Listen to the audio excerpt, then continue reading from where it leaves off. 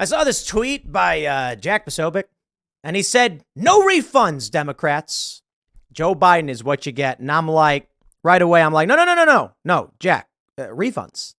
Refunds, absolutely.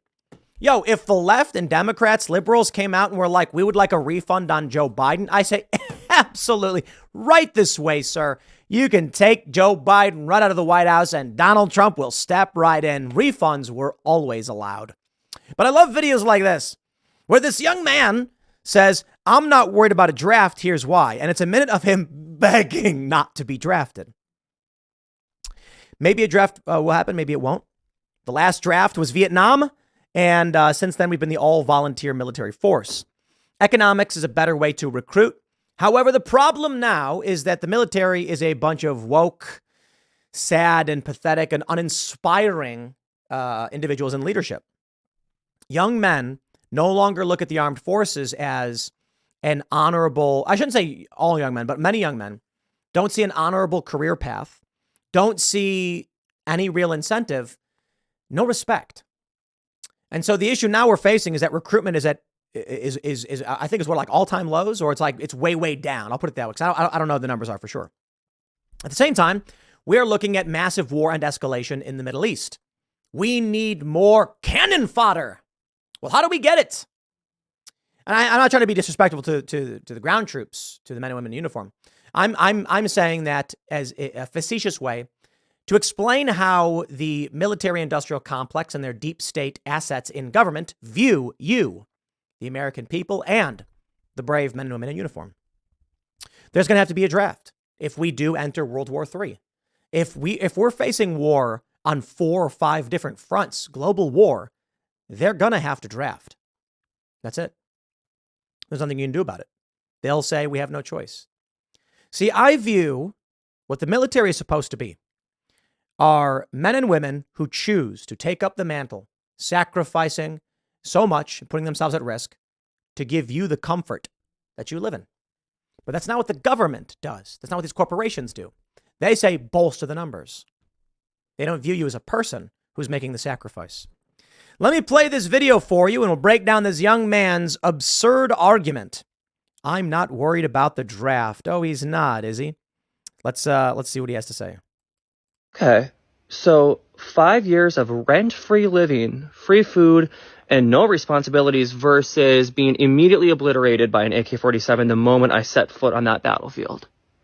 And that's if they can catch me, because you think, this draft occurs, I'm headed for the hills, baby. I know a place. It has everything I could possibly need, except for electricity and cell service, which is going to be perfect because you won't be able to find me. Do I look like somebody who the authorities are going to be chasing after, hunting down because they need me? They need me to grab an assault weapon and go try to save people's lives? Are you kidding me? Talk about a liability. Go find those people who are so pro Second Amendment and wear freaking American flag thongs and all that shit. Go find them. They have a concealed carry anyway. They know what they're doing. They've done the classes. Go find them. You don't want me fighting for this country. I promise you that. And you know it's... You know, the first thing that pisses me off is this guy, these people who vote for war and then say, send the people who voted against it. No, buddy. No. Me, I'm about to turn 38 in a few months. Okay. In half a year, I'll be 30. I'm not about to turn 30, but I'm 37. 37 and a half. They ain't drafting me first, dude. It's you. And y'all vote for it. So I hope you're looking forward to it. And the best part is this guy's like, do you really need me with an AK-47? No. How about you drive the boat? How about you drive a truck? How about you move boxes from one truck to another truck? Don't care what it is you're doing. But see, these people are not so bright. They seem to think that the army is quite literally nothing but men with guns running through the desert. There's a lot of jobs, okay? You could be a cook. Someone's got to make food for other people. That's a job. Maybe you'll do construction. That's a job too. Maybe you will work on a boat and you'll do menial labor because someone's got to do it. When it comes to the draft, they're not talking about taking everybody, handing them a gun and saying, good luck. You're right. You're not going to be fighting. You're going to be cleaning latrines for the men who do the fighting. Get it? And I'm looking forward to seeing your face when they come knock on your door, because I can assure you this guy ain't going to the hills. Look, man, very few people go to the hills. If we can't even get anti-woke conservatives to move out of the cities, you think a liberal Democrat Gen Zer is going to go live in the mountains? Oh, please. They'll last 3 hours before they're like, I'm supposed to eat this? Come on, dude. Look, man, this guy's saying, go to the guys who's got the Second Amendment. They want to do this. Most of those guys already in the hills. And they're posting on the internet and they're going to be like, come knock on my door, I guess. Nah, they're going to come to you first and they're going to say, don't worry. With basic training, we can get you in mopping shape in no time. You'll be able to clean those floors and pump gas for the real men who do the fighting. This is the funny thing about these leftists. And again, I'll stress, it's like they vote for Joe Biden. But the liberals, not so much the leftists, right? The liberals who vote for Joe Biden push us to the brink of war and economic ruin and then whinge about it. But you know what? Hey, that's the cycle. I do blame Patrick Bet David, man. He said this on Timcast in Miami. Amazing event. Thank you all for everybody who came. That it's tolerant Christians who brought us to this point. I agree. You tolerate this kind of behavior in your society, and this is what it leads to. Now, I am not advocating for, the draft or anything like that. What I'm saying is, as Ron Paul describes it, abortion shouldn't be illegal. It should be unthinkable. There you go. I don't see why we tolerate these things. I'm not saying forcefully end it or jail. I'm saying you just have disdain for them. For a person like this, society should just laugh at him and say, we feel shame, cringe. We're embarrassed for you. And to encourage people not to be this way. Personal responsibility, hard work, meritocracy. If we had that, we wouldn't be staring down the barrel of World War III. We wouldn't have to worry about these drafts. Why? Because you'd have an honorable system with honorable people, an honorable military, an honorable Congress, people who strive to avoid unnecessary war and conflict, but something happens. This nation was dominated by Christians and they became also tolerant.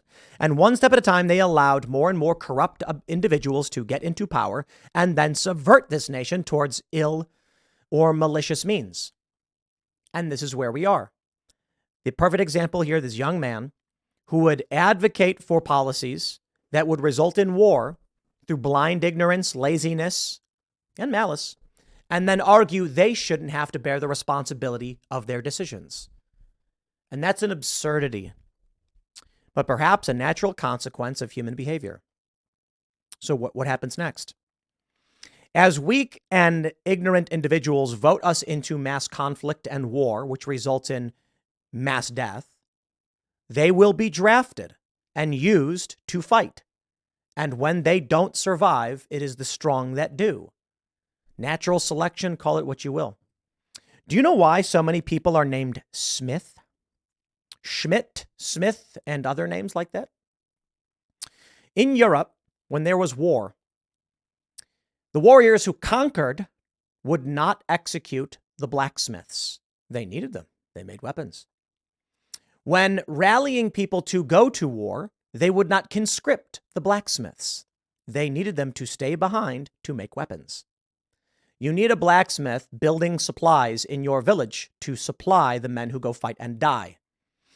Are you wondering why many people don't have the last name like Warrior?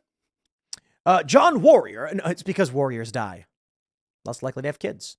I don't know what the last name would be, but there probably are many last names that do reference war, because many of the great warriors probably had a lot of kids with a lot of different ladies, if you know what I mean. But the Smiths would survive. They were important to the functioning of society. This guy, I don't know what he does. Perhaps he's a smith. Perhaps he's an engineer. And maybe then he will survive. But when war happens, no matter what you want to be, attrition and the numbers don't lie. people who fight are less likely to have kids, and the people who stay behind are more likely to have kids. And this dude is going to be sent to the front lines in 2 seconds. He's not going to flee to the woods. They're going to find him right away. He will be drafted in the event that it happens. Me, I'm a little bit older, so my time will come later on. Eventually, the draft will come to people my age, and then, we'll see what happens. But it's going to be many of these young people leaning left who are the first in line. They're literally the first in line for that draft. And then we'll see how it plays out. We'll see what they really think politically. And maybe after a great war, they'll have a different view on whether or not they support these people who call for it. I'll leave it there. Next segment is coming up at 6 p.m. Thanks for hanging out, and I'll see you all then.